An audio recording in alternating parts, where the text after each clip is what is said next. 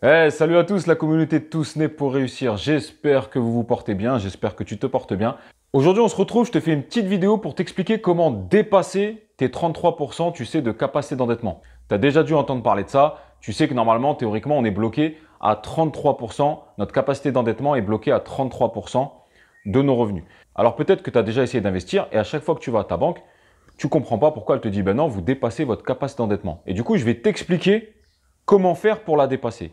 Il faut que tu saches qu'il y a deux méthodes de calcul.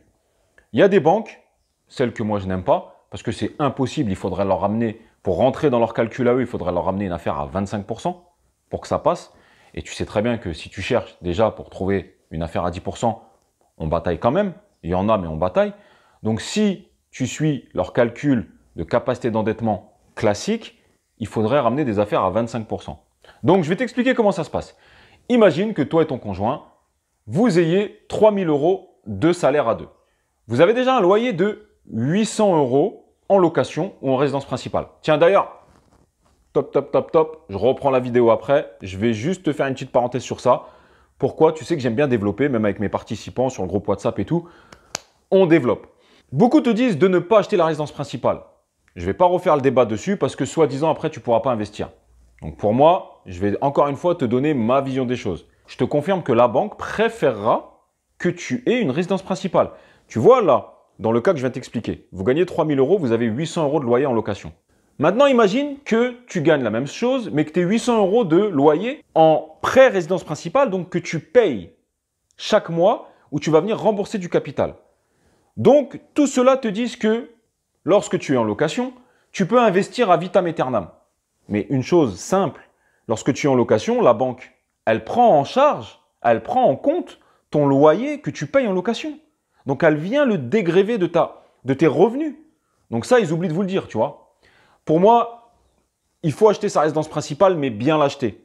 On en revient à ce que je te disais. Si tu payes 800 euros en location ta maison et qu'en mensualité, tu payes 800 euros, pour moi, c'est préférable de l'acheter. Pourquoi? Je t'explique, revenons à notre cas. La banque, si ton dossier coince un peu, elle peut compter comment? Elle peut dire, voilà, monsieur, je te donne des chiffrons. Hein. Monsieur, vous avez emprunté 100 000 euros. Aujourd'hui, ça fait 5 ans que vous remboursez. Il vous reste 70 000 euros à rembourser. Mais votre appartement, il vaut 120 000 euros.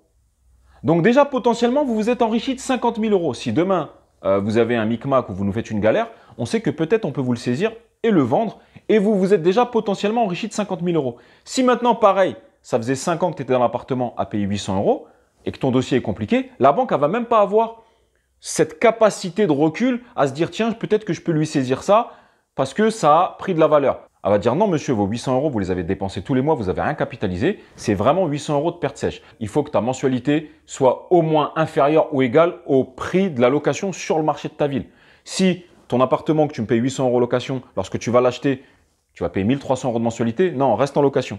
D'accord? Mais si pour loyer égal, tu as une mensualité égale, eh ben, je préfère payer une mensualité et rembourser du capital chaque mois parce que je m'enrichis indirectement en remboursant ce capital. Et la banque le sait très bien et la banque préfère. Donc voilà, tous ceux qui vous disent qu'il ne faut pas acheter la résidence principale pour investir, ils oublient de vous dire que quand vous êtes en location, le banquier en face de toi, il prend ton loyer et il vient le déduire de tes revenus. Donc c'est de la perte sèche. Bon, allez, passons, ce n'est pas le sujet de la vidéo, je vais revenir sur le sujet qui nous intéresse. Donc, comment exploser tes 33% de capacité d'endettement? Donc, imaginons que ta banque, elle ait ce principe de calcul de capacité d'endettement classique. C'est chiant parce qu'à chaque fois que tu ramènes des affaires, à chaque fois tu dis non, monsieur, vous dépassez votre taux de capacité d'endettement. Alors, je vais t'expliquer comment on calcule.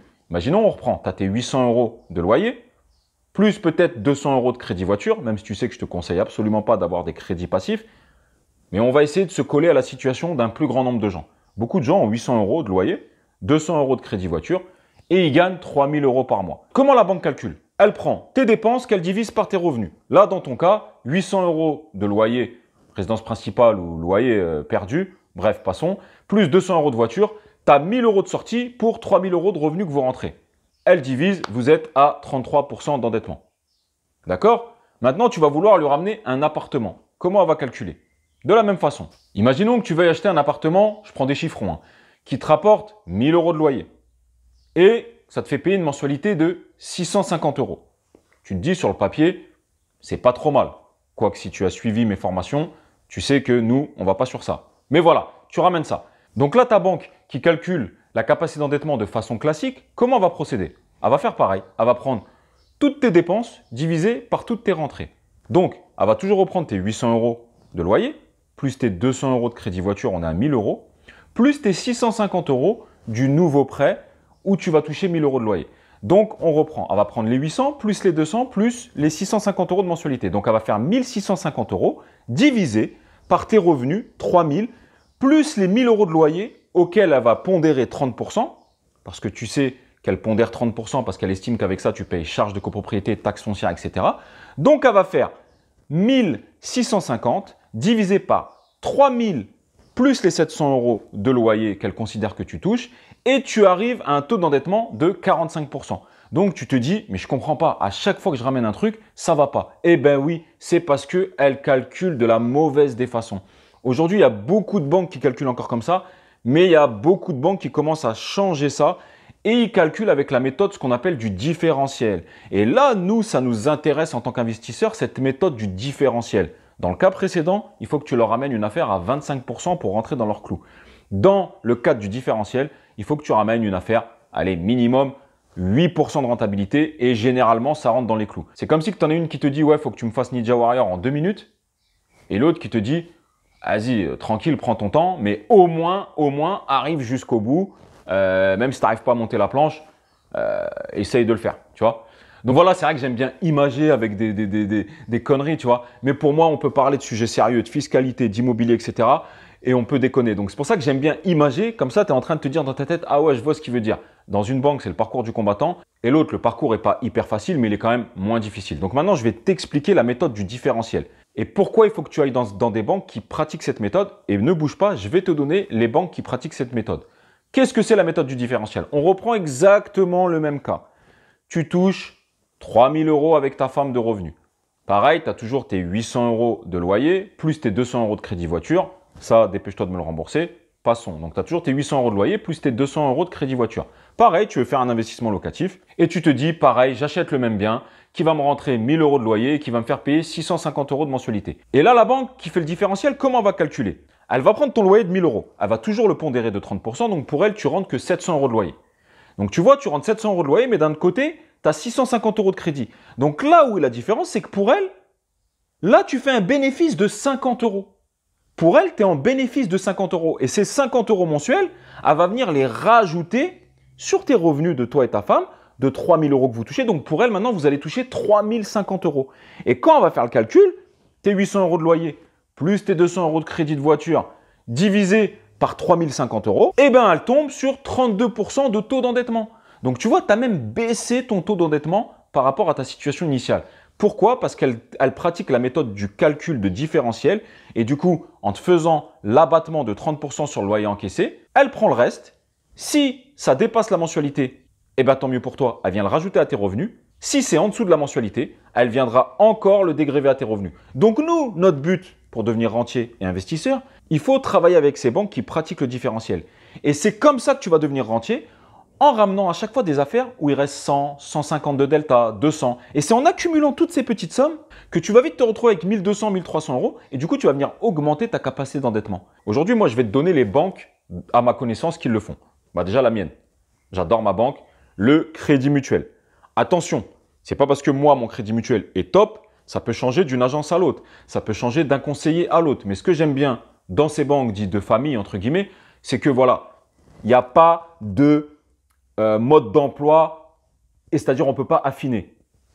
Tu vas ramener un bien, on va quand même regarder ta situation, on va peut-être affiner et rentrer des critères et des paramètres qu'on va peut-être pas faire avec le voisin qui a une situation différente. C'est ça que j'aime bien chez eux, c'est qu'ils n'ont pas un mode d'emploi, on l'applique pour tout le monde, on ne regarde pas, on n'affine pas, c'est point barre, c'est comme ça rentre dans les clous, c'est bien, ça rentre pas dans les clous, au revoir. Non, moi ce que j'aime bien chez eux, c'est qu'il y a quand même un paramètre où ils étudient ton cas perso. Et ça, c'est mieux. Donc, pour moi, voilà, le Crédit Mutuel le fait, le CIC, je sais qu'ils le font, le LCL le fait, la Caisse d'épargne le fait. Donc, il faut que tu demandes, toi, demain, si tu vas voir ton courtier ou une banque, donc voilà, moi, je suis en train d'investir, je vais continuer à investir. Il faut absolument que vous pratiquiez la méthode du différentiel. Sinon, ça ne m'intéresse pas. Maintenant, tu verras que quand tu te seras fait un socle et que tu seras un investisseur confirmé et que tu auras plusieurs appartements, au bout d'un moment, ils travaillent ni avec le différentiel, ni avec la méthode classique de capacité d'endettement. Ils vont travailler avec ce qu'on appelle le reste à vivre. Alors, qu'est-ce que le reste à vivre? C'est simple, quand tu arrives à un certain niveau de patrimoine, on ne calcule plus de cette façon-là. On calcule tout simplement ton reste à vivre. Regarde, si demain, je te dis, tu gagnes 2000 euros, ta capacité d'endettement, elle est bouffée à 50%. Ça veut dire que il te reste que 1000 euros pour vivre. Tu me suis? Si demain, tu gagnes 10 000 euros et que ta capacité d'endettement, elle est bouffée à 50%, il te reste combien pour vivre? 5 000 euros. Beaucoup plus que 70% des gens. C'est pour ça que quand tu arrives à un certain niveau, on calcule plus ces méthodes-là. On calcule le reste à vivre. On estime que, voilà, s'il te reste 3 4 000 euros, bien sûr en relation avec tous tes investissements, il te reste assez pour vivre. Donc la banque ne calcule pas pareil. Voilà, c'était une petite vidéo. J'espère que tu as compris, toujours comme d'habitude avec mes gestes et tout. Si tu veux rejoindre notre team, eh ben, ma formation est toujours disponible. Tu auras accès à moi, à mon WhatsApp, à notre groupe. Le groupe, il a une patate d'enfer. On échange, tu vois. Des fois, on part sur un sujet et puis on dérive sur autre chose. J'aime bien parce que c'est notre passion commune. Bon, j'espère que ça t'a plu. Je te dis à très bientôt pour une prochaine vidéo. Ciao!